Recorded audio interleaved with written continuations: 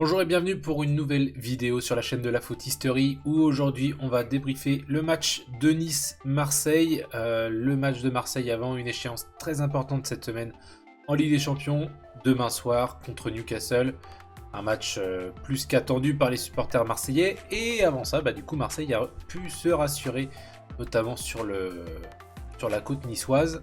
Et une bien belle victoire, puisqu'un bon 5-1 pour l'Olympique de Marseille à Nice. Un score large qui finalement reflète pas non plus totalement la physionomie du match, même si encore une fois l'équipe de Marseille était très réaliste. Sur les statistiques, on a quand même une équipe niçoise qui a la possession, 53% de possession à 47, mais on voit l'expected goal qui est largement au-dessus pour Marseille. Et en plus, les buts qui marquent sont pas un expected goal hyper élevé, je pense aux deux buts de Greenwood notamment. Mais voilà, 15 tirs quand même pour Nice, 13 pour l'Olympique de Marseille. Donc on a eu une équipe de l'OM quand même assez clinique. Une équipe de Marseille qui n'a pas fait le jeu habituel, c'est-à-dire de la possession, du redoublement de passes et mettre sous pression un adversaire assez haut dans le terrain. Et au final, on a une équipe niçoise qui avait sûrement pas pour objectif dans la saison d'être aussi en difficulté. Du côté Nice, on est sur 4 défaites d'affilée. On a une victoire contre Lille et une victoire contre Rennes, mais le reste c'est défaite PSG, vraiment pas glorieux. Défaite contre Fribourg, une défaite contre Metz et là contre Marseille. Et forcément on a deux équipes qui ne terminent pas au classement de la même manière parce qu'on a une équipe de Marseille qui est deuxième, qui est dauphin du PSG, égalité avec le RC Lens. Et on a une équipe de Nice qui s'enfonce un petit peu plus, qui est à 17 points, à 3 points de Monaco, à 4 points de Rennes qui est la première place qualificative pour l'Europe, donc ils sont pas largués, mais attention, ils sont en train de redescendre tout doucement les Niçois. Il va falloir qu'ils relèvent la tête, en sachant que eux aussi ont un match de Ligue Europa cette semaine, même si on a bien compris que la Ligue Europa à Nice, c'était pas le projet. Donc analysons ce match entre Nice et Marseille de vendredi soir.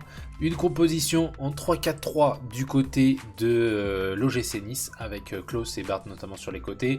Mohamed Ali Chaud qui est le seul buteur sur une belle passe de Sofiane Diop. Un Terem Moffi qu'on va voir un petit peu dans les stats après, mais qui est un petit peu qui aurait pu mieux faire, je pense. Et en face, par contre, on a une équipe de Marseille qui a lâché son 3-4-3 pour revenir sur un 4-2-3-1 avec une charnière notamment Balerdi-Pavard, Delange dans les buts pour changer de roulis. Vermeuren, Kondogbia qui a bien fonctionné au milieu de terrain. On repose Hojbjerg, je pense, avec sa trêve hivernale, enfin sa trêve internationale, pardon, et le fait qu'il va sûrement rejouer notamment contre Newcastle mardi. Et offensivement, un très bon Greenwood, un bon Aubameyang, un Pachao buteur, mais un petit peu moins impactant dans le jeu, mais un Pachao quand même pas déconnant. Et Angel Gomes qui se retrouve en poste de numéro 10. Donc comme on l'a vu, le GC Nice a une possession supérieure à celle de l'OM. On est à 52-53%, 52%. Et du côté de l'OGC Nice, on a également 39 attaques placées avec un tir à la fin. Tandis que du côté de l'OM, on a 16 attaques placées avec 7 tirs à la fin. Malgré un léger avantage en termes de possession et un plus grand nombre d'attaques placées, donc d'attaques construites, l'OGC Nice n'a pas pu exploiter efficacement ses moments de possession justement, et elle s'est montrée incapable en fait d'être plus menaçante que ça sur l'Olympique de Marseille. Bon, les difficultés de l'OGC Nice viennent principalement du coup des dernières passes, une précipitation dans le dernier geste, notamment sur le fond de l'attaque. Durant le match aussi, Moffi a reçu des passes dans des timings qui peuvent être un petit peu compliqués. Et lorsque Moffi avait des bonnes passes, était en bonne condition, il avait soit peu de temps pour pouvoir conclure, soit il n'était pas assez précis dans ses gestes pour pouvoir finir les occasions. Et l'image qu'on va voir juste après illustre en fait les problèmes de passe de l'OGC Nice dans les derniers mètres, et comment les joueurs offensifs ont manqué plusieurs occasions en raison de leur manque de concentration, un manque de précision technique. Donc comme on peut le voir sur l'image, on voit quand même qu'on a des joueurs offensifs à l'image de Diop, de Shaw, de Barr, qui sont dans la projection offensive. On voit que tous les joueurs offensifs sont impliqués dans cette fin d'attaque placée.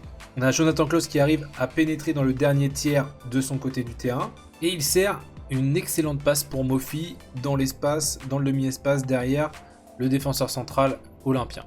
Moffi récupère donc le ballon, il est assez réactif et il voit que l'angle de passe sur Diop, il est compliqué. Donc Diop essaye de s'écarter un petit peu.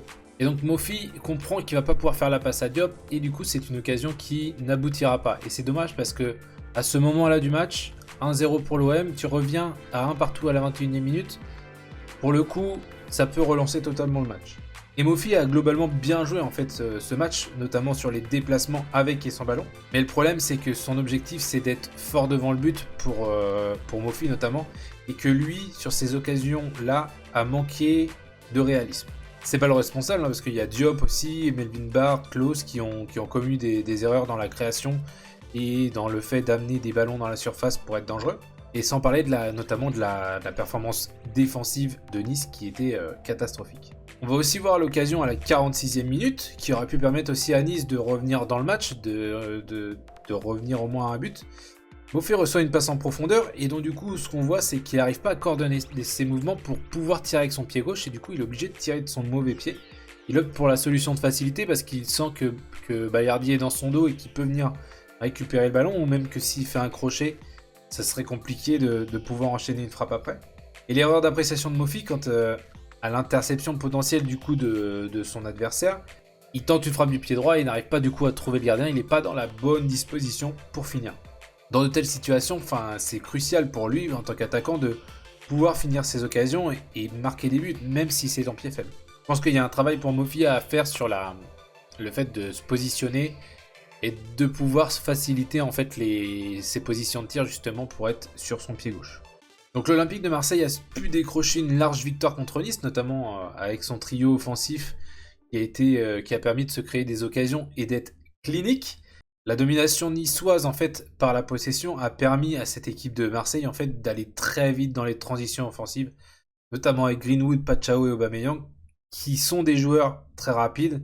Le dispositif de Nice était excellent pour les opportunités marseillaises. Et notamment l'OM a pu profiter d'énormément de situations en infériorité numérique où l'OM avait le surnombre en attaque contre la défense niçoise. Je voudrais parler d'autre chose pour parler de l'OM, et je voudrais parler notamment de leur coup de pied arrêté, parce que le premier but de l'OM qui est marqué, donc c'est une pince intelligente entre guillemets de Pavard sur un centre venu d'un corner qui fait un excellent mouvement vers l'avant, et on voit Aubameyang qui fait ses tartes de cercle pour se retrouver au deuxième poteau pour être sans marquage. Et l'agilité qu'il a et la vitesse qu'il a, Aubame, lui permet d'être au deuxième poteau et de pouvoir réceptionner, de faire un bon déplacement pour se retrouver au deuxième poteau et seul. Et s'ils appuient sur cet aspect-là, l'Olympique de Marseille, sur la capacité d'Aubameyang de se détacher d'un adversaire avec son agilité et sa rapidité sur des coups de pied arrêtés, ça peut être une nouvelle arme pour l'Olympique de Marseille qu'on n'avait pas vu jusqu'ici.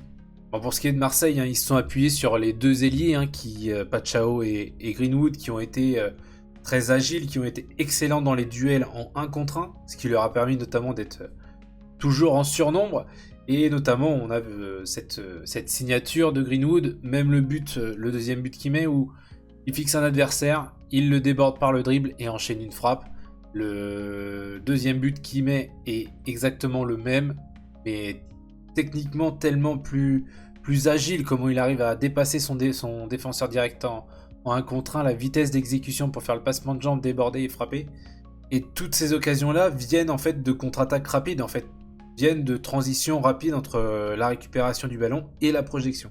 Ce qu'on voit aussi sur cette situation-là, c'est qu'on a un Greenwood qui est côté gauche, alors que normalement il est côté droit. Donc en fait, le changement de côté des ailiers a permis aussi à Greenwood de surprendre un petit peu plus la défense, en pénétrant dans l'axe, mais en venant de la gauche et non plus de la droite. Et finalement, De Zerbi, il a un petit peu compris ça, et du coup il a utilisé un petit peu plus Greenwood côté gauche, Pachao un petit peu plus à droite pendant quelques minutes. Que doit-on penser de ce Nice-Marseille? L'Olympique de Marseille, avant de recevoir du coup Newcastle, remporte un match important, évidemment, tient un petit peu la dragée avec Lens et Paris qui ont aussi gagné. On sent que le trio offensif avec Pachao, Greenwood et Aubameyang est en train de prendre, la mayonnaise est en train de prendre. De Zerbi exploite au mieux, pour le coup, ses attaquants. Et on a une équipe de Marseille qui, plus la saison avance, plus trouve un petit peu des certitudes, même si la phase avant la trêve internationale était un petit peu plus compliquée. On a un retour après trêve qui est très convaincant, en attendant le match notamment de mardi. Du côté de Nice, on va avoir beaucoup d'ajustements défensifs à le faire. Hayes l'avait dit avant la trêve, il le dit encore après la trêve. Il y a des problèmes tant au niveau collectif qu'individuel. L'équipe, elle encaisse beaucoup trop de buts. Offensivement, on l'a vu aussi avec Mofi, ça manque de réalisme, ça manque d'être tueur devant le but. Donc cette équipe de Nice a beaucoup de travail pour être performant comme elle l'a été notamment en Ligue 1 la saison dernière. N'hésitez pas à me dire dans les commentaires ce que vous pensez de ce Nice-Marseille, les projections sur Marseille pour demain contre Newcastle. Je pense que Newcastle va être une toute autre équipe que l'OGC Nice, mais après c'est Marseille à domicile. Marseille n'a pas le choix, vous me direz du côté de Newcastle c'est pareil, il faut des points. Pour moi on va avoir un bon match de Ligue des Champions mardi soir. Ne cherchez pas un prono de ma part parce que pour moi ce match il a tout de la surprise du match impossible à pronostiquer, sachant qu'en plus Newcastle a gagné contre City ce week-end, avec certes 24 heures de décalage avec Marseille à peu près, en termes de récup.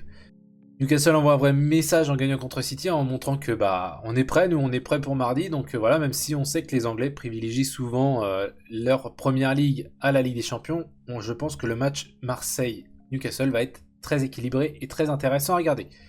Je vous dis à la prochaine pour une nouvelle vidéo, n'hésitez pas à vous abonner et liker la vidéo, puis on se dit à la prochaine, ciao!